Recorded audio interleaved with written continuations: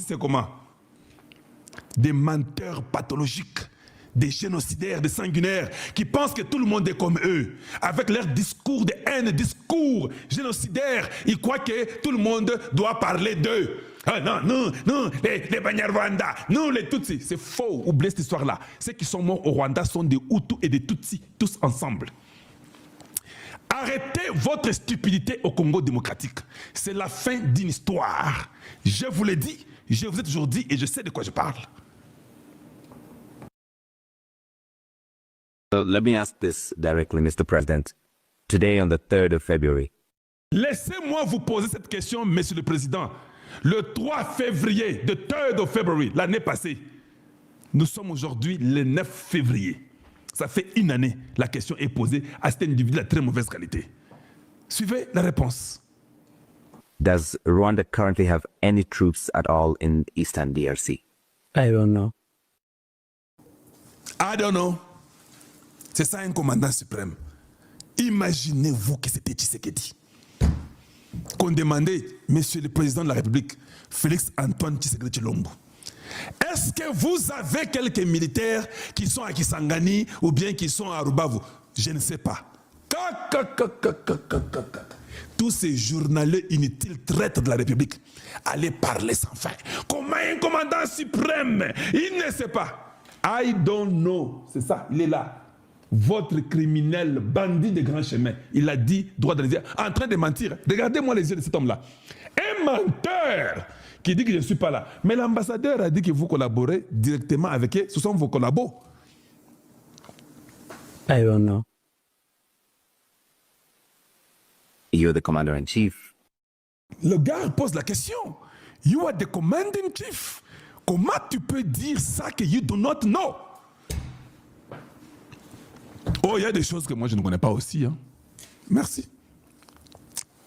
Non, don't play with Donald Trump. Don't play that big boy game. With Donald Trump, you don't do that. You're going to be like a season 2 of Maduro, man. You're going. I'm telling you, you don't play with Donald Trump.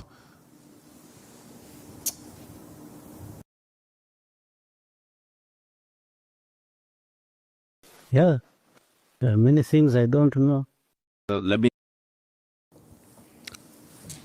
Il y a beaucoup de choses que je ne sais pas. Il ne sait même pas que ces militaires sont là-bas. Voilà là où nous sommes arrivés avec ces individus. Des menteurs. Je vous répète encore parce qu'il faut écouter Namuzindo. Nous ne voulons pas la manipulation de ceux qui se disent que nous sommes les Banyarwanda au Congo. Ça doit s'arrêter. Nous ne voulons pas, nous nous battons pour un Congo meilleur. Vous revenez encore ici, oh non, président, sois à côté de ces gens ici. Non, non, non. Le président ne peut pas être à côté de n'importe qui. Ce n'est pas vrai.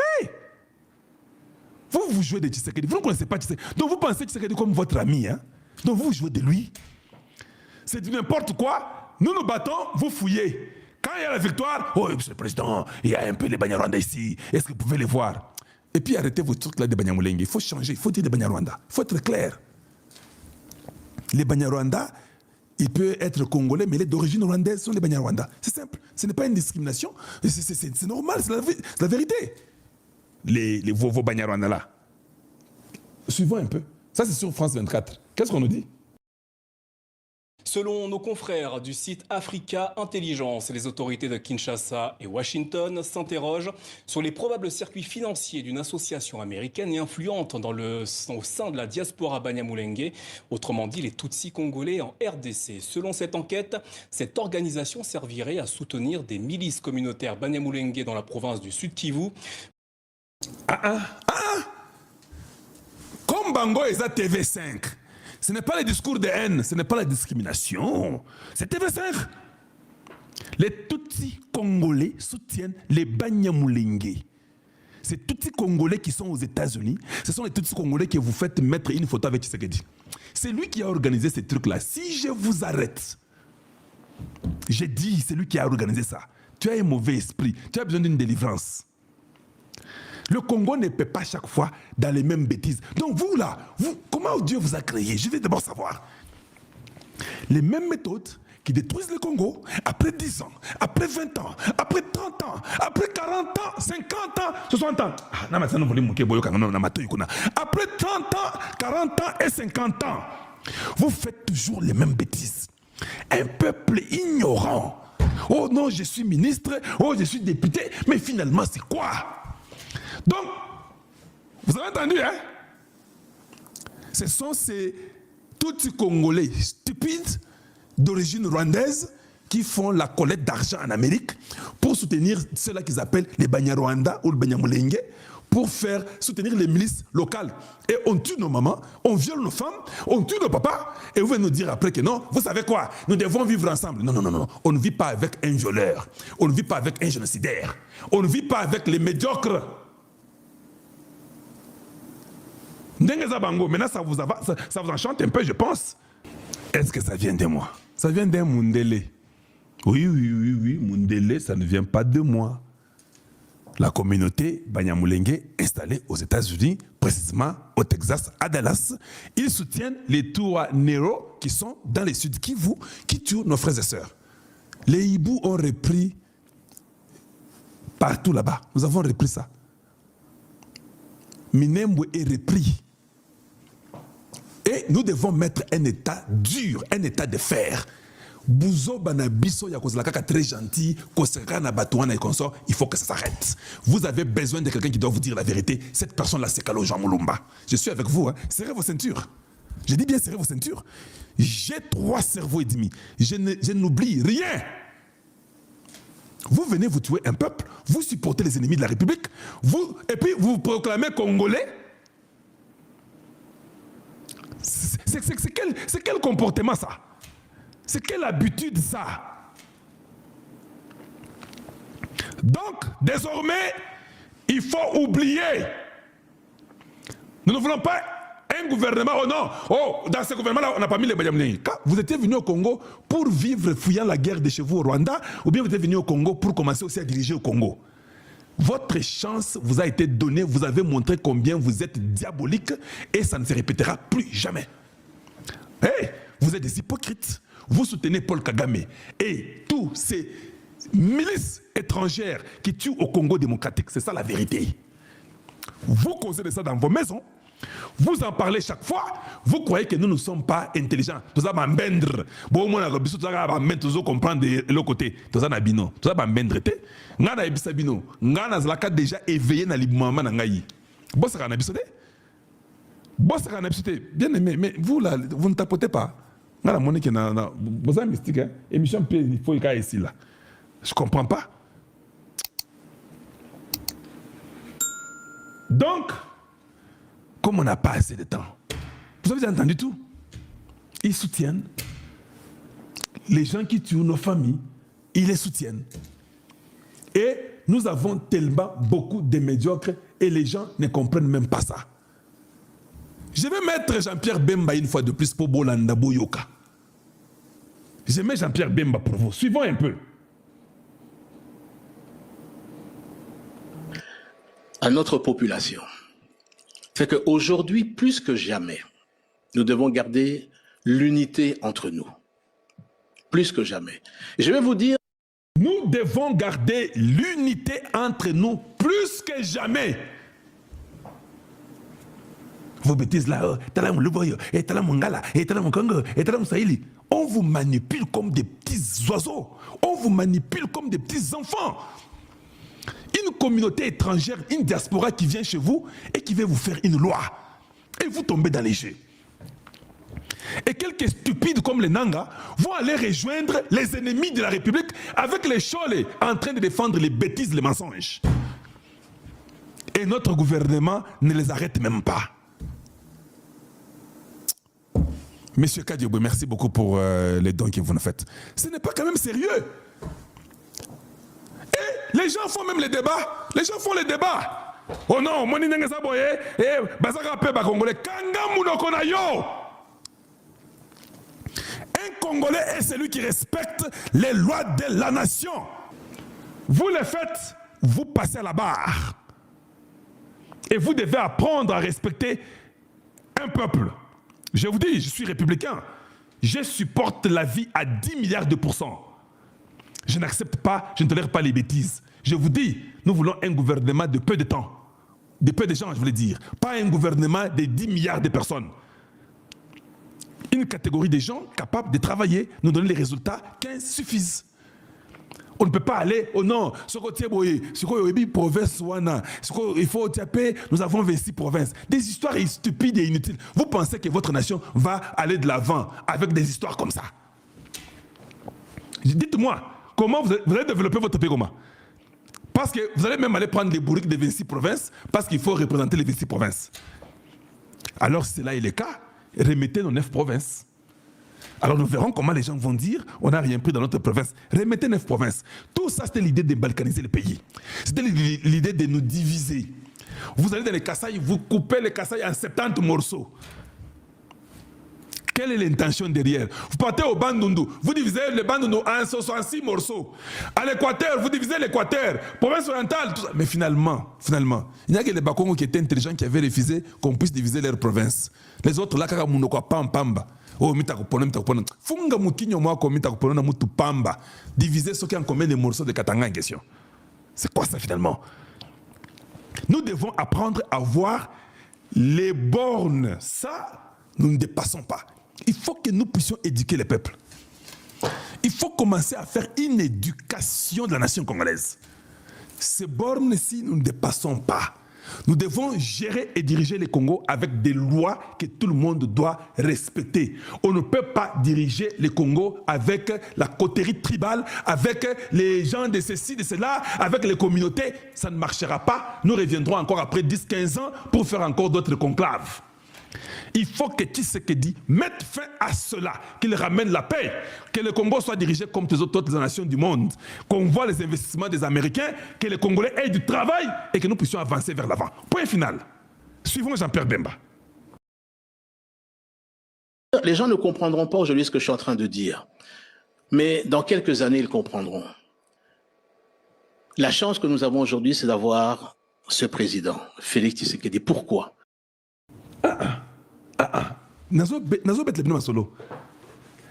Ça, c'est Jean-Pierre Bemba.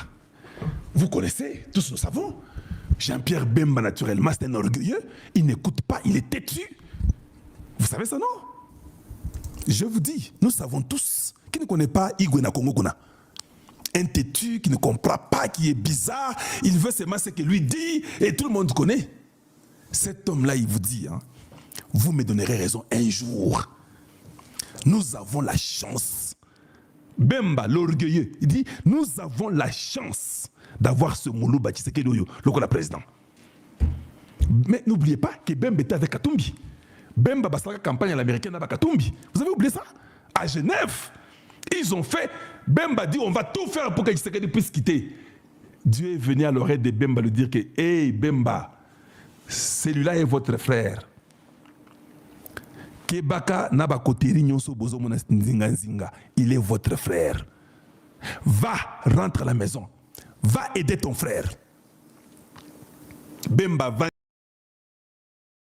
Votre nabino balati internaute ogo mesala kolanda biso bomo pesano biso ko banani biso ko baledinyo biso barobele atata ko ya poka mingi to yaka liboso ba inda to nabino ike na boyebi sabino pe ko ligolela tino ba ikani mangali ko nekana cha ko itapani na mwana poka son excellence président de l'Assemblée c'est tino poka uko antombolo mo apa yo kanida uko atu pambate nazala nga moko te nali kokolanga bande mona dekolanga joli le roi ali kokolanga moi mona dekolanga général ne lui maître Ibrahim Consort lelo koyena lombangu mona kolikolela bino bozali lebele ko bozela koyoka baliprio parce que bofesa na biso confiance pe to penga na kolobaka likolebele votre landa na bino télévision za la radio te mais tolobaka na bino ko ezali koleka grelo tozali kokende na lombangu koyebisa bino succès diplomatique po tata konza mboka oyo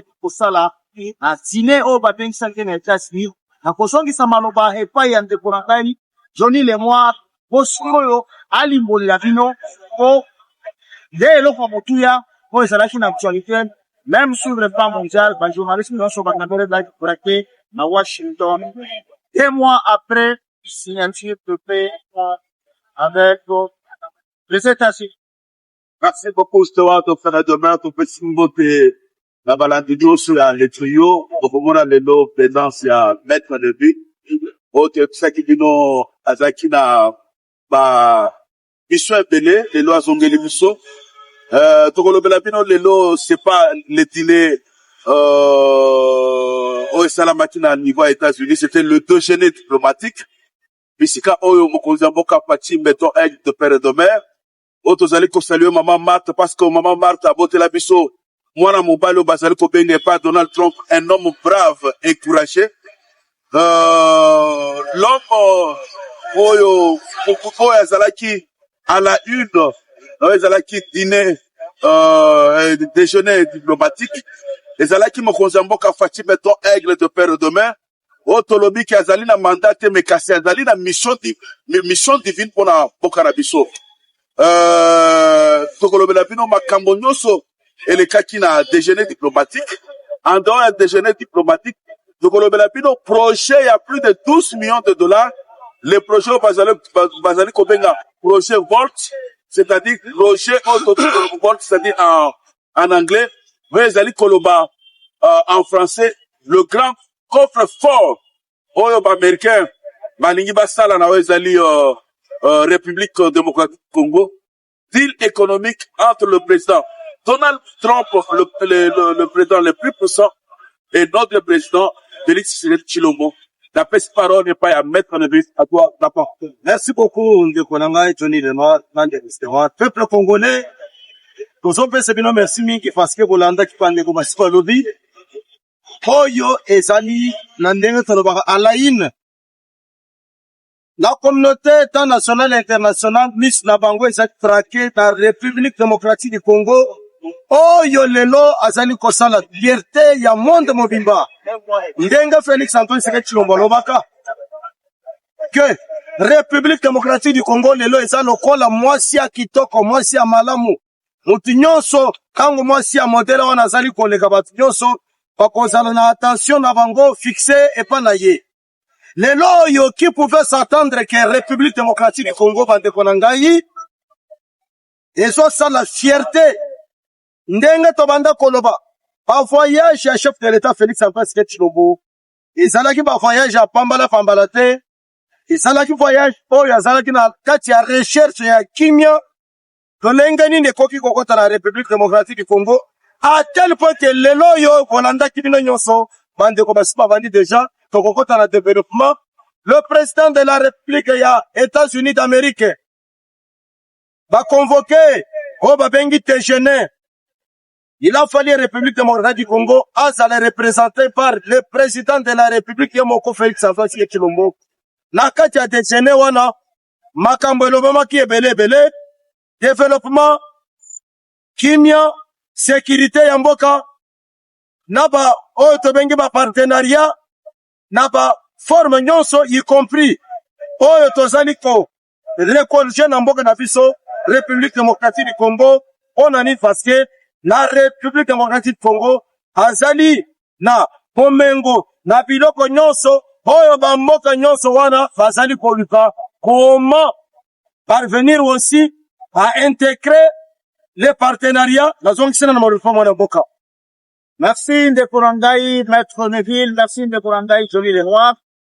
Lolenge uti koloba pona mibembo tata mponzi apo kazaki kosala. Mais l'Obama déjà est pas un ministre belge André Flao. Alobaki c'est le président Félix qui s'est battu pour la cause de la République démocratique du Congo, la concert des nations.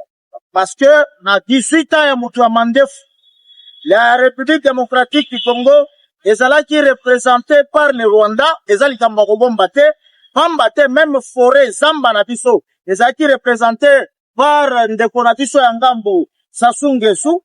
Donc, Brazzaville, donc le Congo n'était pas sur l'échiquier mondial. Alors le président Félix asongi simbo kalabiso na échiquier mondial. Makambu toza koloba oyo. Eza makambu soki oza na mato ya koyoka te na miso diplomatique. Mais okokoka kwarife sikoyo parce que depuis mokili epanda, il est le seul président noir à être invité na déjeuner wana. Il est le seul président noir va porter parole ya kolobake nous vous présentons toza ko présenter bino mopaya moko ya munene batelemisi ye bazali koloba boye pa Donald Trump ndeko na nga Stewart père et de mère. Le seul invité que Donald Trump, le président de la grande puissance qu'on appelle les États-Unis, qui a été ovationné, salué par la salle, c'est du jamais vu depuis plusieurs années, de siècles. Le président de la République, Fatih Béton, de père et de mère, mon maman Marthe Kassalou, Tango Mokonzi à États-Unis, Donald Trump a eu parole, à l'obina qu'on présentait Pino, un monsieur qui connaît la souffrance de son peuple, un brave monsieur, un monsieur courageux. Oya tamboli pona asilisa, pitumba pona mboka na pona peuple na ye. Ezali kola kisako, Félix Tshisekedi Tshilombo, Fatih Béton, Aigle de fer et de mer. Oya azalaki star. Ya ezali déjeuner diplomatique na niveau ya États-Unis. Dil oyo ya États-Unis, otozali kobenga partenariat économique et salama na Égypte et salama na oesali les Émirats arabes oyo tango basinyaki États-Unis na Émirats arabes il y a quelques années ba américain bazwaki basinyaka oesalaki partenariat stratégique avec les Émirats arabes pour faire la réserve de plus de 452 millions de barils, c'est pour 50 ans. La même façon, Donald Trump, en publicitant le président de la République, Donald Trump, Maître Neville, président Donald Trump à lobby, le président à la taille de la RDC, il a cité à la personne de Félix Tshisekedi Tshilombo. Introduction, Azalina mandaté, Azalina mission. Parce que ceux qui ont allé le lengue, un civil, va traiter de tous les morts. Le lengue va traiter Yesu de Bézéboul. Le président de la République a été traité de pantin, à Tangate, ceci, cela. Mais Kassala, qui c'est à la fin du monde, c'est un envoyé de Dieu. Il a une mission pour mettre fin à la guerre au niveau, il y a Est de la République à toi, Gérald Lévy. Oui, ndeko nanga Istewar, ndeko nanga Johnny Leloir, peuple congolais, à moins que Ozalandoki, au fandi de la République démocratique du Congo, il ne s'agit pas d'un individu, mais il s'agit plutôt, il y a comment sauver la République démocratique du Congo, mboka oyo ezalaki miete, mboka oyo ezalaki alakoni, mboka oyo ezalaki vraiment enterré na ba prédécesseur ya Félix Antoine Tshisekedi Tshilombo. Voyez que nous avons hérité le pouvoir en même temps toyaki kokuta mboka na biso plus de 30 ans sous la domination rwandaise avec la bénédiction ya ba oyo babanda ko gérer ou bien ko diriger République démocratique du Congo bandeko na ngai. Batu wana bakamataka mboka na biso tala kabakata ya mboka boye bakamatango bapesango Paul Kagame. C'est bien lui qui dirigeait la République démocratique du Congo. Nyonso wana à partir ya Bolingo République démocratique du Congo alakisaka à la face du monde. Mukolo oyo Paul Kagame basala bisala sala epa na bango na Rwanda baboma batu. Réfugiés eye kokota na mboka na biso toyamba bango ba réfugiés rwandais soka bayaka na mission pour que pas s'infiltrer biso bakota na mboka na biso bafanda babandi kobomba kopiye mboka jusqu'à ce que il a fallu l'avènement ya Félix Antoine Tshisekedi Tshilombo na mboka na biso abanda komata kokita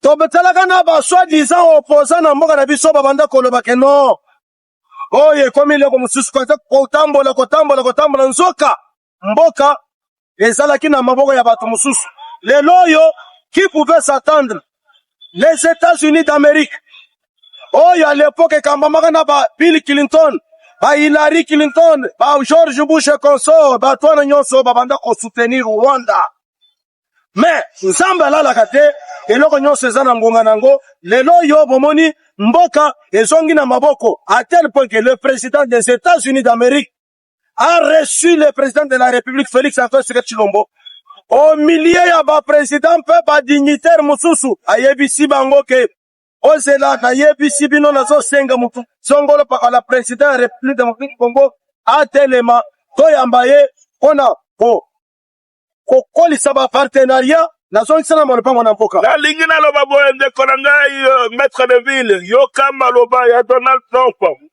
tango ayebisi président de la République Fatou Beton alobi boye.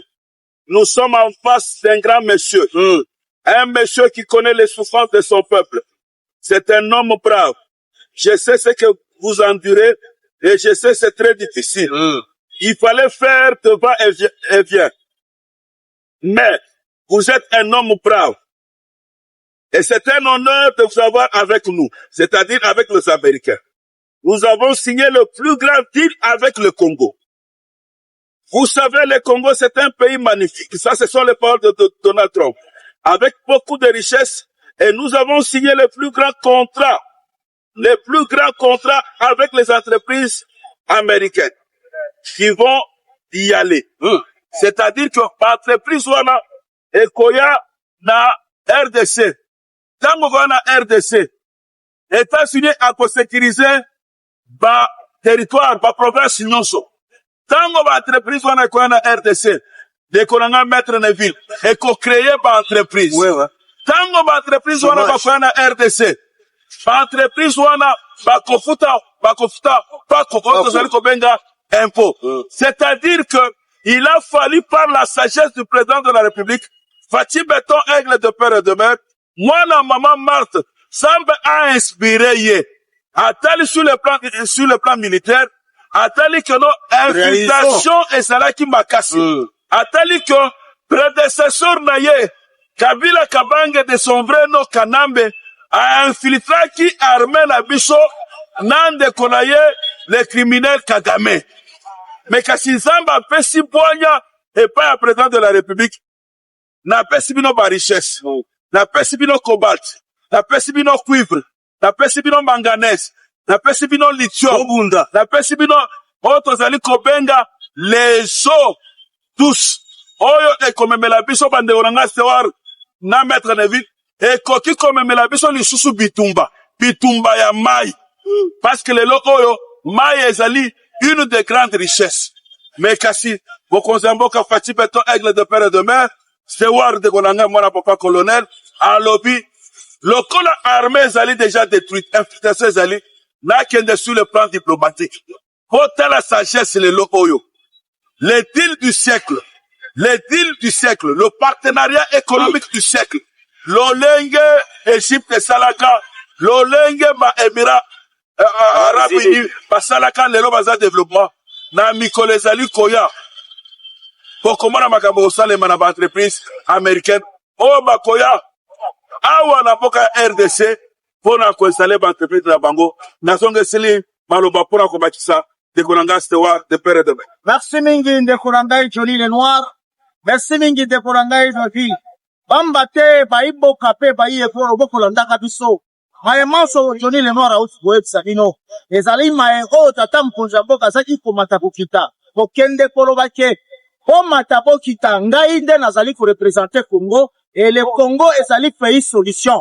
Pour le preuve ya koyeki sabino, les Américains ndenge ya lobi batenga kiango. Ezali coffre fort, ezali fait réserve stratégique mondiale, parce que Bokobo sanate, première, deuxième guerre mondiale, et si là la matière est na Congo précisément, na ville à Likasi, à Shinkolokwi. Yango tozaki komona, hande konabiso tobengi basango, o tozali kobenga ba politiciens à rock, bako tambola tokotanga ba kombo na bango, tomona ki donation chole asali sortie médiatique ratée. Toye komona ambongo, alela mbongo, baza kolia mbongo akakame pona kokunisa tata mkonza mboka kia teki mboka na ba minere. Papa ya mbongo toye biyete, mama ya shole toye biyete. Papa ya mbongo ayebi kobalte amona ya ngote, ne lelo yoso fubula mnoko teki minere. Minere tata na ayebi ya, papa ya mbongo ayebi kilorisi te, ayebi lithium te, ayebi manganèse te. De Kolanga ozali koloba papa ya mbongo maître le vino ozali koloba papa ya mbongo est-ce que ambongo ayebi piclor amona yango de pas botema yango Attends, papa, Monseigneur Ambongo, est-ce qu'il y a un mono déjà picolore? Ayebina di lithium? Ambongo, alingi mbongo, tolingi koyebi sabino boza bando. Bandoki. Talaka kelongi ya mutuana. Lokola porte ya poloko. Ngana catholique. Mais na sambela ka mbongo te, na sambela ka shole te. Botika kindo. Kindoki. Lelo bapimisi bino na mpoa. Na kwasa. Minere wana tokosala yango contre la paix. Parce que ezali ya koko na yote. Ezali mboka na bino moko te. Ezali, soki pona kinga ezonga. Tondimi toteka minere. Minere. Mena intere bako. Ya bako. Eloko bazaka ki koyepisa bato. Ote ya liloba ya nzambe botika kindo. Kindoki. Po makambu tata mukonzi ya mboka uti kosinye. Deko nanga Johnny le Noir a efsibino ba Égyptien. Basala yango. Ba Israélien. Basala yango. Mazuru obomoni ba uti kokanga oyo na Venezuela. Basinya yango na tango ya Américain. Basinya ba contrat. Eza la Dubai wana ozomona. Eza ba contrat. Alors, pona kimia. Président ye moko atambola ka episi bango. Mboka monde entier eza kokomana pona ba matière. Matière wana eze paranga. Mais pas porte ikuki ezali kolele. Mais ezala kanyaga. Alors, mape ezali wa. Deko na ngai na moni Johnny le Noir. Apesa maloba epa ya ndeko na ngai Neville. Ebongo oya kolekolela ba imboka. Pona koti salisusu makambo na posindo avula parole. Oui, ndeko na ngai Johnny le Noir, ndeko na ngai Stewart, peuple congolais. Kaka ndenge moninga uti koloba. Bamboka nyonso oyo batangi esika awa etongama na nzela ya boyokani pe pa partenariat. Peuple congolais babanda kokosa biso. Mais lelo yo tokomi na likambo yango. O tobanda koyoka ke o bazoteka mboka. O bateki mboka pona 99 ans. Papa, Paul Kagame va exploiter mboka ya 30 ans. 30 ans wana na kati ya koboma. Au violer, au nyokola, au détruire, au sale du n'importe quoi, à tel point que ye na moninga na ye politika na mbeba yaka siko tango ba monike no koboma tozo itonda te ba ye ko infiltrer armée congolaise. Armée ya mboka. Tango chef de l'état Félix Antoine Tshisekedi Tshilombo abanda komene bitumba. Ayaki komona ke soki tokei kaka na nzela ya affrontement na batu oyo bakolonga parce que bayebi bien que armée oyo ya biso neza infiltré. Félix oyo batu babanda kofinga ndenge ndeko Johnny le Noir alobi. Oyo babanda ko taxer di n'importe quoi. Lelo oyo bomoni plus de 49 généraux bazali awo bakangami na un civil oyo aza na bolingo ya mboka. Ba généraux wana bandeko na ngai ezalaki batu oyo bien traité par le régime.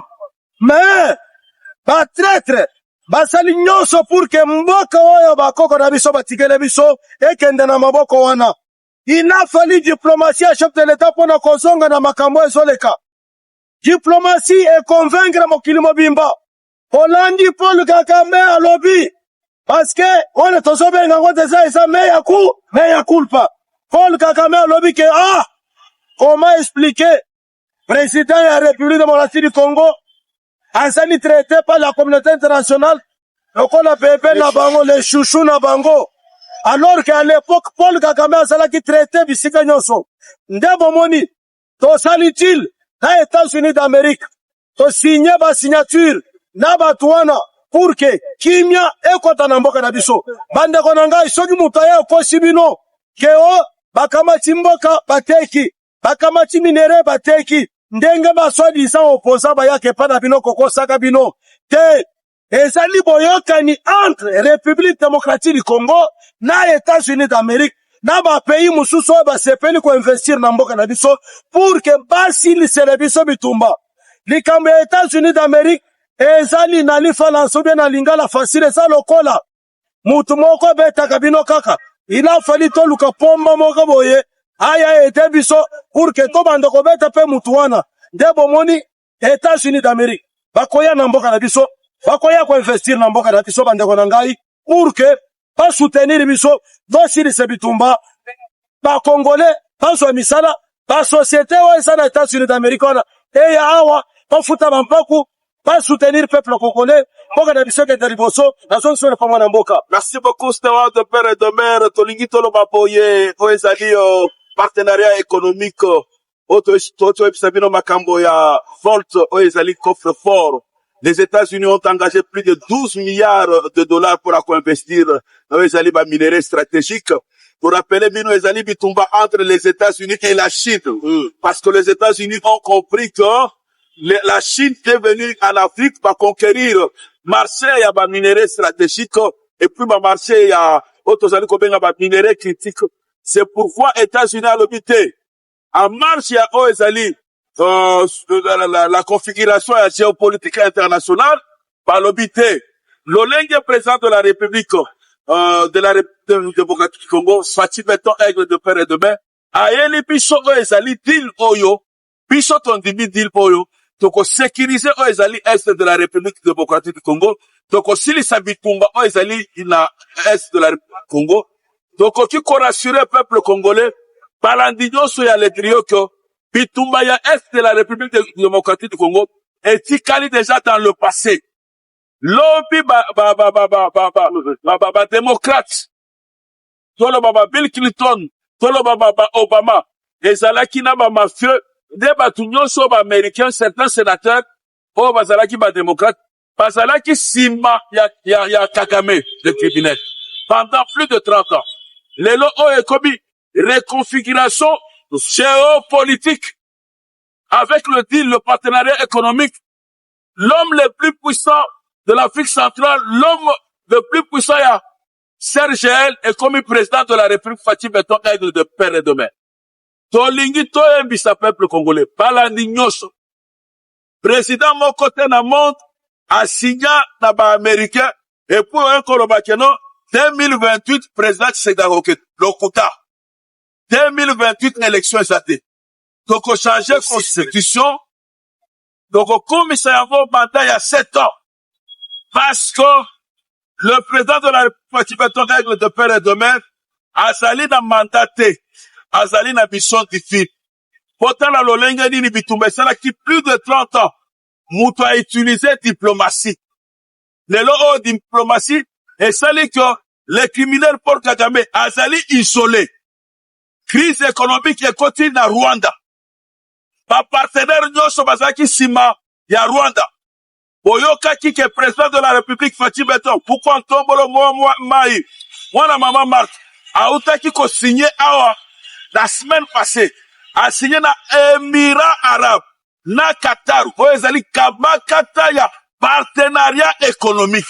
C'est-à-dire que, Samba Pessi Saché, c'est pas Fatou Beton Aigle de Père et de Mère, Batunyoso bazalaki sima ya nani ya Kagame. Président Ake, Apuki Kagame, Apuki bango na Kazakhstan, Apuki bango na Union Européenne, Apuki bango na États-Unis, Apuki bango na Émirats Arabes, Apuki bango na Qatar. Il faut être Fatou Beton, il faut avoir une mission divine, il faut avoir une intelligence divine, il faut avoir une sagesse divine. Bona okoma, bango bazaki sima ya mutu pendant 30 ans, baki maye, baya siko batunayo, lelo oyo, okoma puissant, lelo oyo, okoma les dirigeants, le plus aimé par la grande puissance que nous appelons les États-Unis.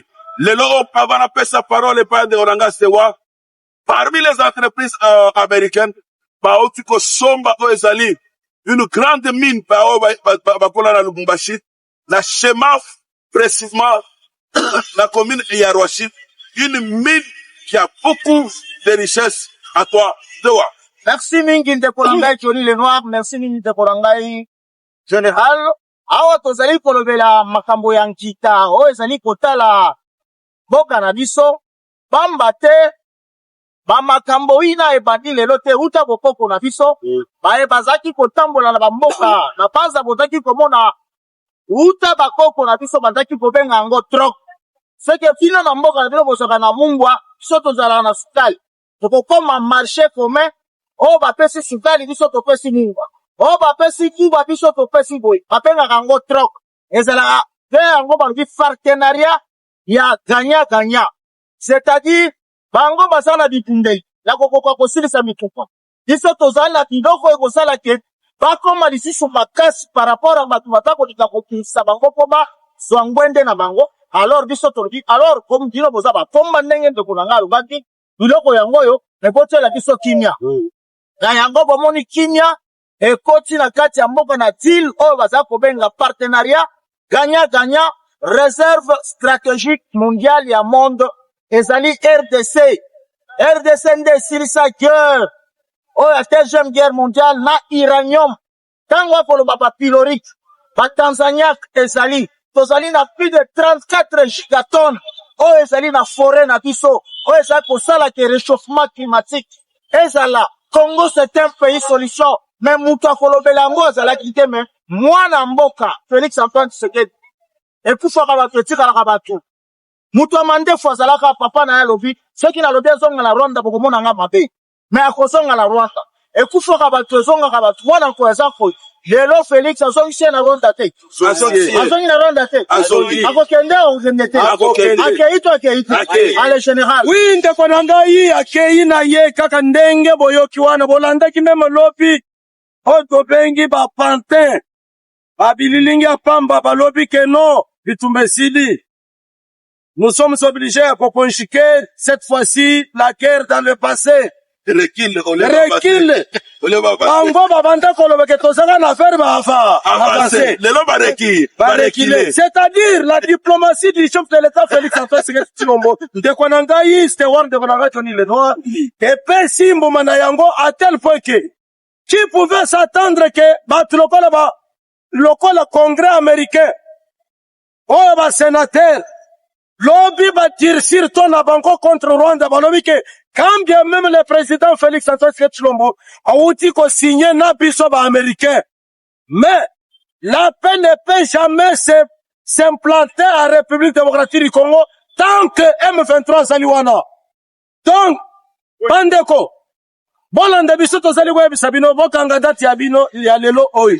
Soki Paul Kagame ayoki te balongoli batu na bango parce que nous avons des informations sûres que depuis jour wana na kati ya Bukavu ba Rwanda babandi kobima malembe tango bakotaki bazobeta tolu sikoyo bakomi kobima oya tindiki moko yokende nanu bitumba esili sans passer par kobeta masasi likolo bango lokola bazalaki kokanisa ke non. Nous avons infiltré l'armée congolaise, tokosala par tous les moyens, faire avancer, salaka kokende, faire avancer kokende. Pour échapper na Félix Antoine Tshisekedi Tshilombo. Awa, bino ba opposant, bino batu oyo boyina mboka na biso, bino batu oyo boyina stratégie ya chef de l'État Félix Antoine Tshisekedi Tshilombo. On a bino bosalaka na likambo ya dialogue. Même si on nous tuer, même si on nous infiltrait, bino bosaka na likambo ya dialogue. Lelo yo, bomoni chef de l'État, alakisi capacité na ye. À tel point que, depuis installa, Otobengi, cyberdéfense, bomoni tous les généraux, babanda ko pesa ba stratégie, ango nyonso baza bloqué. Tango tozali kolobawa M23 moyen avancer sezate nyonso nezali nini diplomatie yangwana nde boyoki ndenge ndeko na ngai uti koloba président américain Donald Trump a félicité Félix Antoine Tshisekedi Tshilombo alobi ke non pendant 30 ans aya kuti système on est déjà en place mais abundi na ndenge na ye abundi to écrouler aventure wana bandeko na ngai. Vous allez vivre des choses kakandenga tolobaki Félix alobaka na biso que nous allons faire l'Allemagne d'Afrique, la République démocratique du Congo. Banguna bayokaka likambwana te bayaka kokotsa bitumba. Lelo yo tobuki déjà biloko wana.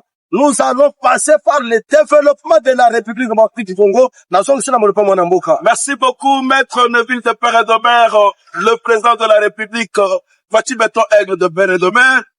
A déboulonné FCC Cash, les locaux yo Fachi Beton Aigle de Père et de Mère, voilà maman Martin Kassalou, a déboulonné Paul Kagame. C'est-tu jamais vu? C'est-tu jamais vu? Un civil déboulonner un militaire. Kagame, c'est un militaire formé dans les écoles militaires américaines. Mais civil, Un homme qui n'a pas de mandat, mais qui a une mission. Lelo oyo Kagame azali isolé. Lelo oyo avec oyo ezali signature sur le plan sécuritaire entre les États-Unis et la RDC. Nos FARDC seront formés par les Américains. Bitumba ya Est et si esili. Kagame soki asala attention te bakokanga ye lokola mbizo. Parce que les Américains, ils ne jouent pas avec leurs intérêts. Ils tiennent à leurs intérêts. Par investissement américain et que ça m'a appelé na Est de la République démocratique du Congo. Oui, je sais que Kimia. Oui, je sais que Kimia. Par oyo bakanisa ki bazolo bakeno. Ce qui Donald Trump a l'équipe, bakambadil pe koleka lokuta. Avant que Donald Trump ne gagne les élections aux États-Unis, lui, les républicains. Joe Biden, na makambo ya corridor, ya lobito. Abandaka yango mesa azaki démocrate. Le loto yo, Donald Trump continue. Ouais, Zalaki, continue makambo lobby, ya lobito. C'est-à-dire que partenariat économique entre les États-Unis, représenté par Donald Trump et le président Tshisekedi, et Silisi Bitumba, et puis c'est la fin du règne de Kagame au Rwanda. Merci, ezali denge balobaka boye. Denge de kunangai Tony Lenoir auti koloba. Ba Américain bazalaka na lolenge na bango kokamba. Soki moko na bango azalaki président. Ba signé par corps. C'est-à-dire que oya koya a changé. ezalaka continuité, il engage l'Amérique, il engage pas la personne. Les hommes passent les espions. Pour preuve, au moni président à Venezuela. Ba signaka deal depuis 1974. Muto signaka ngozali Ariti Sinjai. Mais tango ndeko na biso Masuru alingaki asala nyamunyamu. Ba ebisaki attention, o signaka accord oil. Uta 1974. La ligne na bakisela yo mwa mutie ndeko na ngase waru. Tango Maître Neville. Tango banani les Américains, comment les militaires, comment on les appelle? Les Américains, les militaires américains, on les appelle comment? Par Rangers. Les Rangers, Bandegorabiso, j'ai assisté tango Rangers. Bazalaki na, ezalaki, Venezuela. Bazalaki na aéroport ya Charlotte, précisément na Caroline du Nord. Voilà. Mokolo oyo, nazo voyager, nazo kende Washington pour faire la visite. Les Kolangai, Sewar, Neville, ce sont des petits, par 18 ans, 22 ans. Parantia Swana, Tango Bazo Swanani, Basuipis, pas que de avion, pas que de Kokanga, Badura, na Venezuela. Ce sont de jeunes gens mieux formés, au Pena, au j'allais dire, pas conformés, peu bas jeunes congolais, au Bakokoma, peu bas Rangers à toi, Sewa. Denge basali déjà, tozali na bango, bazako benga bango ba ibu. Bazako sala musala ya kosakana te, bazako benga bango ba ibu. Ba melisi ba Rwandais pema. Bakoti Uvira ba récupérer. Awa tozali koloba. Bana wana ba kokota ba okanga Kagame na maboko parce que nde loko bazako lila. Toyoka kisoni mikolo lekaki pona ba dokina ba traître. Mais lelo oyo tozo senga biso tokota Rwanda. Pe armée ya Kagame ba komina kolenga. Président tango poma ekwei Kagame azwaki panique. Andipaki teke kipundele ya motel wana. Mais potala ba généraux ya bando. Ya bando ki? Entre autres, Frank Tumbabamunda, Ndoki Munene, oyo tozo senga babete ata masa. Masasi.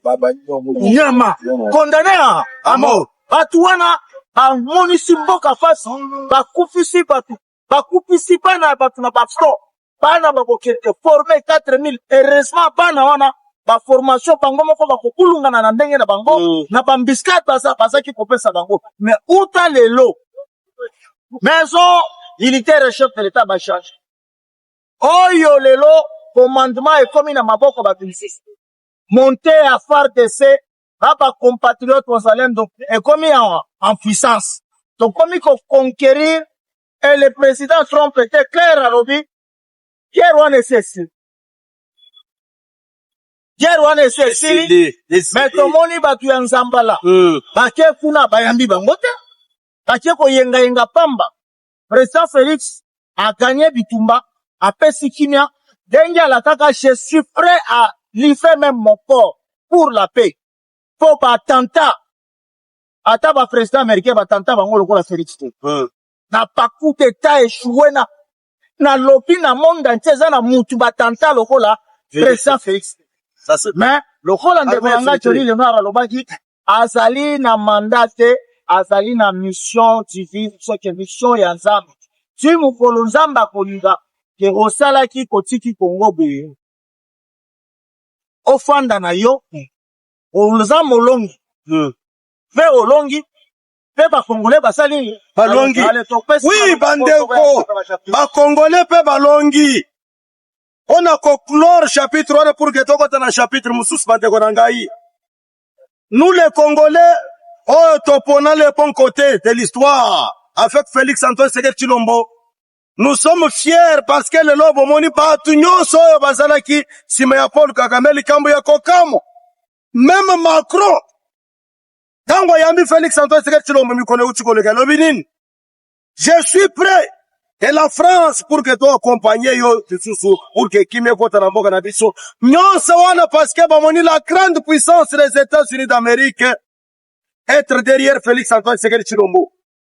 Lelo ya batu nyonso babandaka au sala en même temps ou infiltrer armée na biso en même temps au kende na Rwanda ko pesa ba idée lolenge nini yako benga na Tshilombo babandaki komona ke nyonso eza pasi te babanda komona bazanda ko bele likambo ya dialogue yangwana bayoki chef de l'état Félix Antoine Tshisekedi apele la yebisaki bango bien sûr dialogue ko salema na mabele ya Congo mais papa tango kosalema, cela ne va pas empêcher de annuler Babousso Babatu Basala. Ce qu'on y a dit que au moment, au nyokola, au satera na mouvement, oyo, et ça la quoi pour détruire intérêt au peuple congolais, yeba ke bako sambi sayo, mais tango tozali na bino, Félix Antoine Tshisekedi Tshilombo, a sa convaincre les États-Unis d'Amérique, pas pays musia mike, bango moko bavandi déjà Kolanda, parce que bamoni ke le pays, oh, il y a la République démocratique du Congo, des autres comme plus puissants en République démocratique du Congo, en Afrique centrale, Johnny Lenoir à lobby. Surtout que le président Félix a comme président, il y a CIRGL, a comme président, il y a communauté, il y a État d'Afrique, pays de Grand Lac. Donc, nous allons solidifier relation avec la communauté internationale pour que Moutou Nyonso oyo azalaki na intérêt ya koya kobebisa kimia na République démocratique du Congo akutana na bana mboka oyo basepeli kokamba mboka na bango na zongi le pamwa na mboka. Merci maître Neville de père et de mère, Tolingi Toshite Toloba, tous derrière le président de la République Fatou Béton Aigle de père et de mère, tous derrière le partenariat économique avec les États-Unis, tous derrière le FARDC, tous derrière le Wazalendo. Tolingi tokota sikona chapitre mususu tolo belabino wana mboka le ministre de Finance à la personne de Doudou Famba de Pakebo oyo azalaki na délégation mokonzi ya mboka Fatou Béton Aigle de père et de mère na oyo ezalaki dîner diplomatique na oyo ezali aussi ministre ya vice-premier ministre ya ministère ya économie oyo bakutanaki na bakambi ya Banque fédérale des États-Unis. Kasi, après avoir quitté la Banque fédérale avec le président, Salaki ba séance de travail avec le représentant de la Banque fédérale des États-Unis. Moi, Namboka, Doudou Famba le Pakebo, Aswaki Ezali Pepo, la vice-premier ministre du transport à la personne de Meba Baimoto, Bakendaki, à l'invitation, il y a président Joao Lorenzo, pour avocat de Colobela, Oezali, les corridors, Yalobito, à toi, Stewa. Merci mingi, bande kolangai, Johnny Lenoir, plein de kolangai, m'évise. Oui, moi, la moka, Doudou, Famba, Nikumbe, Libota, il est fa, Kepo, moi, la Kisangani, Lengen de kolanga, Johnny Lenoir, Aouti Koloba, Bazalaki, Namboka, Yangola, Sidakani, Agenda, Kipona, inauguration, ya nzela o bazali kopenga ya corridor oyo kobanda komema minere na biso koleka par Angola bazalaki ye moko te bazalaki na Pemba Bayi moto ministre ya biso ya transport bazalaki na ministre na biso ya fait ya commerce extérieur bazalaki pe na ba représentant ya banque mondiale bakutanaki batie mikolo to mpona koloba ke misala ina ebanda misala ina ekopesa misala na bana mboka po ezali chemin de fer oyo kobanda komema minere na biso ndenge bozaka kofanda bozomona minere eza kouta Katanga eza koleka awa ezaki koleka na port ya Lobito me eza kokende deko oyo akufa Kasabibi abukaka me babongisi biloko wana trafic ezongi c'est-à-dire kozonga ya corridor wana Zambie azalaki na kati Angola azalaki na kati biso RDC toza na kati nde yango nazali kofelicite ndeko na ngai Johnny Leroy mutu atiaki mokoloto ya biloko wana asi alongwe na pouvoir ezali Joe Biden ezaki fe na fin mandat na ye me ntango aye la continuité des affaires ya l'État yango oyo omoni lisusu Amerika atie lisusu partenariat na ye mpona corridor wana ntango ndeko Johnny Leroy azoloba basombi mini moko ya kafukafu na Rwach mpona nini mpona baminere na bango akosala rai ekoleka na bamboka nyonso wana toleki Rwanda akomi isole yango moni France alobi tika na diembela te pa Félix oyo mo ndoki wana basi babeteki kisambeta donc ndenge aza wana akolia lisusu eloko te Félix talanga na master botika biso ata para moke Félix alobi ngai nalobaka ndenge papa na nga alobaki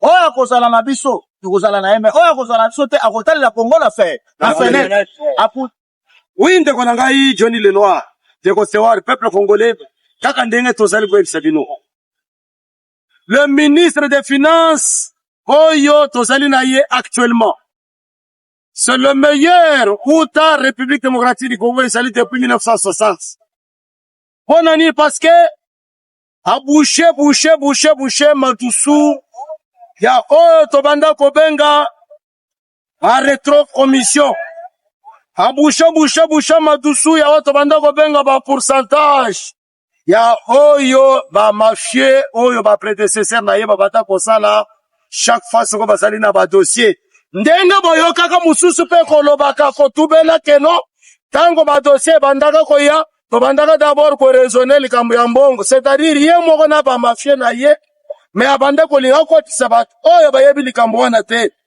mais uta mwana mobali oyo aye alongola biso na soni wana à tel point que bozali komona mokonzi ya mboka Félix Antoine Tshisekedi Tshilombo azali ko tambusa ye azali kotambola na ye il s'agit bel et bien de ya mwana mboka tutu famba likunda libodai oyo tobengaka le pakebo de la République démocratique du Congo komoni atamboli na mokonzi ya mboka akendaki na oyo tobengi déjeuner kuna na États-Unis d'Amérique bandeko na ngai bomoni tango président azali kosala makambo mosusu ye pe azali mouiller mayo pour que asolola pe na bato oyo ya babanque de développement mpona koyeba lolenga nini koya koinvestir na mboka na biso République démocratique du Congo oyo tolingi bamosusu babanda kotalela biso na kati ya nsima ya fenêtre à tel point que bomoni bato wana ya babanque ya badéveloppement kuna na États-Unis d'Amérique barasure ye balobi ke te papa lokola gestion na yo ezali orthodoxe gestion na yo ezali limpide gestion na yo eza clair comme l'eau du roche nous allons bel et bien tout faire pour venir investir na secteur ya etali économique secteur économique etali développement ya mboka nous allons venir en République démocratique du Congo pour que to investir bandeko nyonso wana ezali kofongola babikuke pour que oyo baza na souci ya koinvestir na mboka na biso baya koinvestir nde bomoni mbala moko tango bakei sur l'invitation kuna na Angola et pas Joao Lorenzo. Vous êtes sans ignorer que la République démocratique du Congo leloyo tosali oyo babengi corridor oyo Lobito oyo kosala eza lokola corridor na boyokani ya malamu ezali couloir oyo tofongoli pour que minere na biso na ba pays voisins entre autres Zambie na Tanzanie tosala échange ya likambo ina avec République démocratique du Congo pa minere ko banda ko utakuna na Katanga ezo tambola na nzela ezo kota ti na Luanda partenariat salami bisika nyonso makambo ezali koleka oyeba ke pa impôt ko banda koleka oyeba ke toko banda kofuta yango nde bomoni chef de l'état ayaki koloba très bien pour que nzela ya Kalamba Mbuji esila noki parce que na yebi tokende kuna bandeko tomoni lolenge nini pont ya Kalamba Mbuji ezala kati ya kotongama pour que masolo esalema échange ko banda osalema biloko ezo kuta na Kalamba Mbuji kuna na ngambu ya Angola ye kota na ngambu na biso. Dans l'entretemps ministre ya finance basigner partenariat kaka ndenga tolobaki wana parce que oyo azalaki liboso ya Donald Trump asinyaka, c'est-à-dire continuité ya masolo ezali kosalema tango tozana binowa makambo ezali koleka à tel point que nous allons voir les développements de notre pays.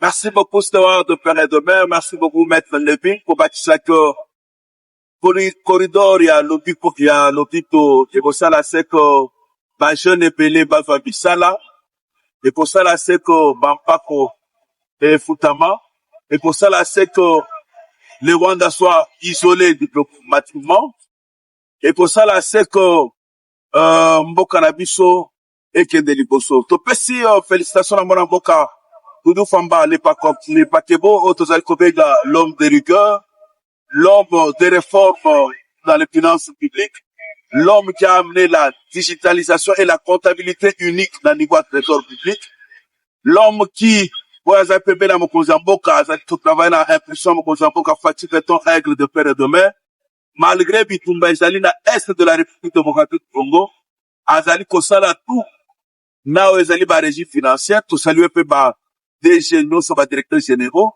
oh, bazali kosala tout pour maximiser ba ressources internes pour kofuta ba fonctionnaires de l'État pour kofuta ba militaires kofuta ba militaires bazali dans front en dehors ya ba solde na bango kopesa bango ba prime lelo oyo il y a pas de retard d'arriéré na il y a pas fonction de l'État, c'est-à-dire que Doudou Famba c'est un bon gestionnaire qui gère avec rigueur. Doudou Famba, c'est l'un des grands et meilleurs élèves de la Banque mondiale et du Fonds monétaire international. Dolobi qui est aux alissima, Yamona Popo, Ivoka, Doudou Famba, le Pakebo, Oyazali Kosala, sous l'impression du chef de l'État, Fatih Beton, aigle de peine et de mer, Oyo Azali, Pene, il y a jeunesse, il y a Union pour la démocratie et le progrès social, puis sur les tuyaux Tolobi, tous derrière le président de la République, Fatih Beton, aigle de père et de mère, tous derrière cet homme de rigueur, l'un des meilleurs ministres de finances depuis 1960 pour la République de Congo, tous derrière Doufamba de Bakebo, à toi, c'est le Merci mingi, nyonso bosi bolobi, slote libunga libotai, mwana aboyo masika mote.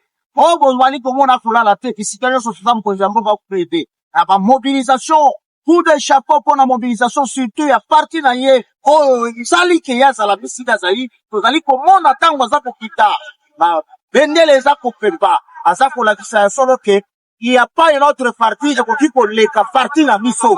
Iyo, tufesi yo, botondi, ozali elombe, oza posala makambu, lenge nzoto na yo zali, yango bapenga kiyo pakebo, yezali masuwa, ozali kama mituluku ya batu. Ituluku ya makambo, kaka yo moko zali na ba Etats-Unis, kaka yo moko zali na ba corridor, kaka yo moko zali na ba kananga, ozali bisika piso, ozali nani, ozali argentier, ozali fils maison, ozako lakisa ya soloke, bakotikalaka koyeba ke c'est lit de pince, avant tout c'est lit de pince, tukoyi biloko ya changa, avant tout, batu nyonso wana se sont nos alliés, tokoboya bango te, mais avant tout c'est lit de pince, union pour la démocratie et le progrès social. Nazongisi maloba, et pas y ande kunangai Johnny Leroy, pour que tokoba, boshite. Merci beaucoup, Steward de père et de mère. Merci, Maître Nevis, Tolingito Silissa. Toujours combattu, jamais abattu. Nous voulons parler du secrétaire général, Augustin Kabouya, honorable sénateur, Oyo, Asengi, combattant Nyonso, Mkolonelo. Il appelle à la grande matinée politique, se tiendra aujourd'hui à la 11e rue Pissonio Sotogosalawana. C'est le seul qui peut engager l'Union pour la démocratie et le progrès social. combattu, jamais abattu, malgré que Bazali Fochaye, Bazali bâton dans les roues, à Télébi, oui, avec la base de l'IDPS, de l'Union pour la démocratie et le progrès social. Moi, Mboka, le secrétaire général, le président par intérim, Bisso Baletrio Togozala, la pourquoi Nawezali Martinet, tu es le seul qui engage l'UDPS, l'Union pour la démocratie et le progrès social. Tu es le seul qui a la confiance du chef de l'État. Fatih Beton, aigle de père et de mère, l'autorité de référence de l'Union pour la démocratie et le progrès social, l'autorité de référence de l'Union sacrée de la nation. Tolobi Tokozala la matinée politique. Oya pundisi yo akokutana biso nanzela na ye parce que yo toyebi parcours na yo oza mutu moko social oyebi ba combattant nyonso na ba kombo na bango oza mutu moteur malamu ozali mutu oya azali na souci ya IDPS nazonga seli malobe pa ya maître Levi. Merci beaucoup bandeko na ngai na banzi peuple congolais bolanda biso nyonso na bokebi lelo. Nous félicitons le secrétaire général Augustin Kabouya parce que omoni misala esalamaki ya préparation ya congrès misala nyonso esili badossier nyonso ezali déjà mis en place pour que le chef de l'État o azali autorité de référence atala meka kofeyete amona bisika nini po esengeli kosala mwa amendement pour que convocation esalema ya tobengi dialogue et nani congrès. Alors lelo koko kende sikoyo na matinée pour que toyoka le numéro 1 ya IDPS au secrétaire général Pakoloba parce que c'est bien lui qui a la parole et puis le mot a dit on a etal IDPS tokoyoka nini orientation azali na yango oyo suis et pas haute autorité de référence bino bande koro bomesana kozalaka na bisalela mwanza poda koseme désordre mobondo et consort tozo benga bino bozonga toujours parce que ebele basi bazongi omona ki moko na bino azaki na mutu makasi maseke oto bengi usibu azonga. Il a reconnu que il est le secrétaire général adjoint. Il y a un secrétaire général ozali mukonzi ozali kokamba IDPS biso doza sima ya IDPS biso doza sima ya autorité de référence Félix Antoine Tshisekedi Tshilombo biso doza sima ya autorité établie na kati ya IDPS Union pour la démocratie et le progrès social otobengi Augustin Kabouya Chingoma.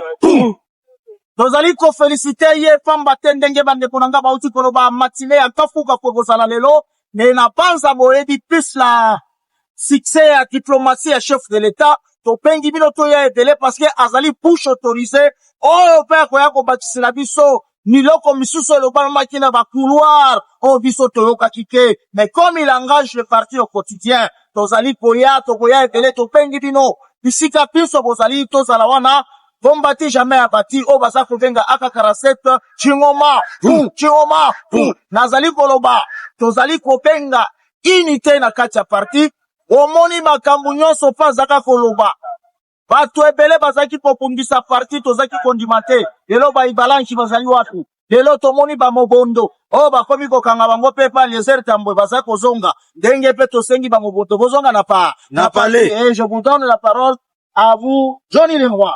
On a tous tous unis derrière l'autorité de référence. Nous avons cité Félix Antoine Tshisekedi, Fatih Beton, de père et de mère, mon maman Marthe. Tous unis derrière le secrétaire général, Augustin Kabouya, président par intérim. Loyauté au chef de l'État. Fatih Beton, aigle de père et de mère. Loyauté à Augustin Kabouya, le secrétaire général. Le président par intérim, l'honorable sénateur, loyauté.